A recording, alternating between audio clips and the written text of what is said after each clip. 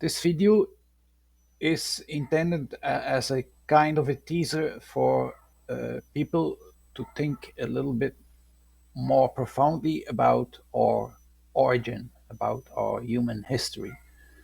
This is a certain subclade of haplogroup C on your screen. You see it presents very high frequencies, between 60 and 100%, also in North America. This is quite differently than haplogroup A, our supposed Adam haplogroup, supposed by consensus.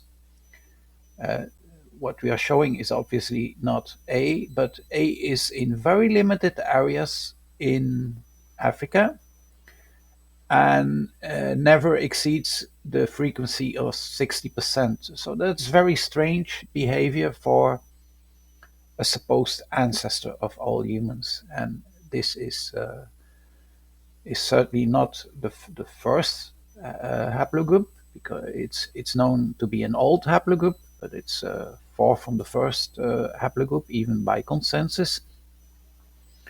A, B in Africa and nowhere else in the world, and only then C, because these letters, this classification is given by consensus. So this is a subclade of C. And you see, Africa has nothing to do with it, not even the Middle East, the supposed cradle of humanity, the Fertile Crescent. They have nothing to do with it. Not even India has to do with it. So North America has to do with it. And even this is Venezuela, possibly Colombia as well, and this is Ecuador. So the root may be a bit strange for you at this moment. The root of C lies in Ecuador. And then the next root is in root or cradle, because this is the root and a cradle, a small one. And this is not the root, because Ecuador is the root. This is not the root, but it's certainly a cradle. And you see that it migrated this way. We suggest they migrated over the ocean, but that doesn't matter. You see a clear contact between the Americas and Asia. Asia. Western Eurasia and Europe have nothing to do with it. Middle East has nothing to do with it. India has nothing to do with it, and Africa has nothing to do with it. So it's a haplogroup. C is a haplogroup of roughly 60,000 years old, and consensus claims that out of Africans migrated somehow, very improbably, because all this is permafrost still today. All this is permafrost still today. So the region of permafrost in the ice ages, which is 90% of all our history of the Earth,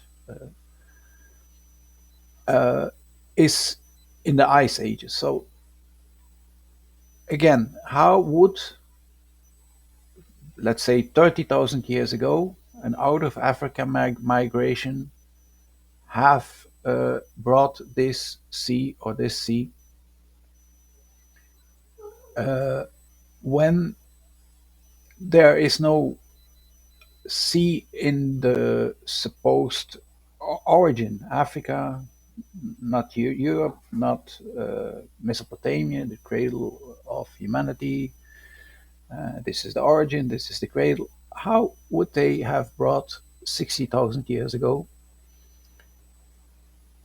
sea to Ecuador, Venezuela, Colombia, North America? So it's something for you to think about it. We see this not as a proof of out of Americas, we see this as a teaser to think about what consensus told you. We think that if you don't look into certain facts, that one day consensus could accuse you of refusing to recognize or even look into science. This is science. This is a real map. This is not a virtual map. This is the frequencies close to 100% today amongst these populations.